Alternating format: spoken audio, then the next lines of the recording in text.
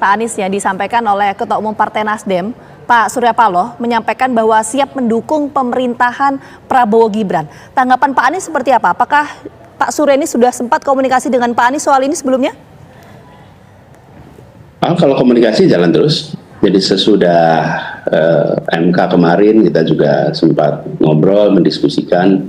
Jadi kita semua menghormati keputusan Mahkamah Konstitusi. Dan dengan keputusan Mahkamah Konstitusi itu, maka saya juga sampaikan, selamat bekerja, selamat menjalankan amanat konstitusi, dan kita hormati proses konstitusi ini.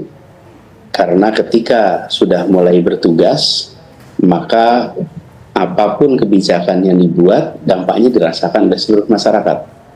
Nah, tapi antara sekarang sampai dengan Oktober, itu masih 6 bulan.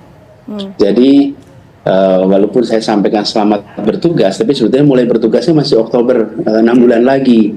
Jadi menurut saya kita juga harus menghormati saat ini Bapak Presiden Jokowi masih menjalankan tugas. Beliau sebagai presiden dan masih ada waktu 6 bulan untuk beliau menuntaskan program-program, itu kita harus hormati.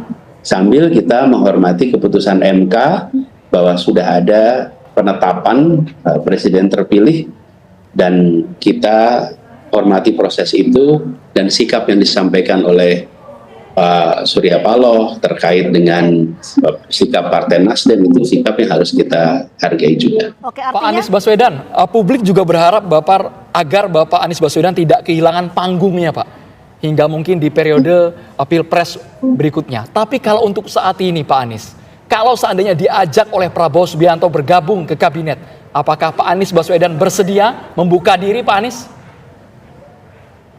Iya, saya rasa lebih bijak kalau saya merespon sesudah ada ajakan. Kan tidak patut saya mengatakan ya atau tidak, padahal ajakannya aja tidak ada, belum ada. Jadi saya rasa kita hormati justru dengan tidak berspekulasi.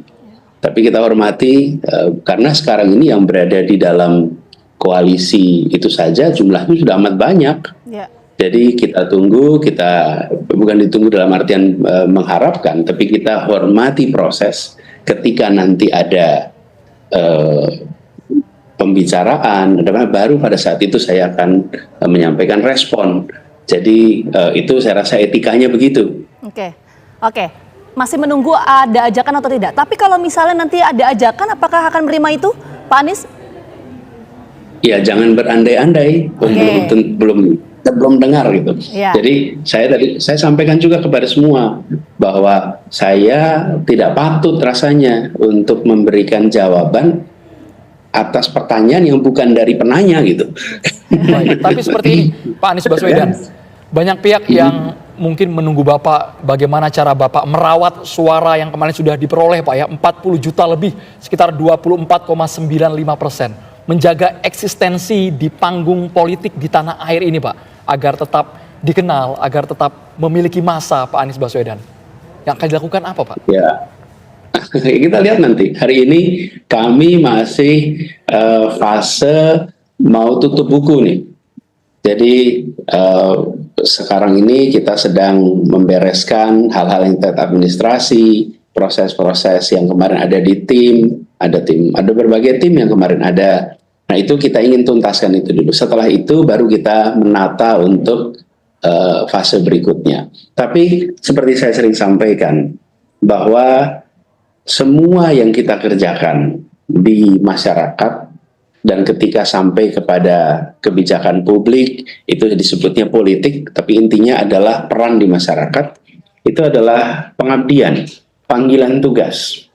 Panggilan yang muncul dari masyarakat, panggilan masyarakat itu bisa dari partai politik, bisa dari lingkungan, bisa dari pemerintah, dari mana saja, itu adalah medan pengabdian. Dan saya itu bekerja untuk mendorong kemajuan, mendorong perubahan, itu dilakukan baik di dalam pemerintah maupun di luar pemerintah. Dan kita sudah membicarakan mengenai keadilan, kesetaraan jauh sebelum berada di dalam proses politik kemarin. Jadi saya rasa perjalanan saya selama ini adalah perjalanan bersama dengan usaha memajukan bangsa, usaha memajukan masyarakat di dalam ataupun di luar pemerintahan. Jadi ini bukan soal menjaga eksistensi, ini bukan soal menjaga pemilih, tapi ini soal bagaimana kita memberikan manfaat, bagaimana kita bisa berkontribusi lewat jalur apapun juga.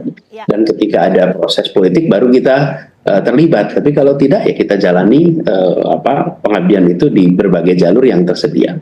Oke, ada berbagai macam jalur, termasuk yang kita dalami lagi Pak, tadi ada belum hal tergali. Ini kan nama Pak Anies juga sempat digadang-gadang akan maju kembali di Pilgub DKI Jakarta. Apakah itu betul Pak? Kita yang konfirmasi ke Pak Anies. Jadi memang saya kemarin di Jakarta menjalankan tugas selama 5 tahun. Dan tidak boleh lebih dari 2 periode. Artinya memang baru mengerjakan 1 periode. Bisa melakukan periode kedua. Nah, ini adalah salah satu pilihan.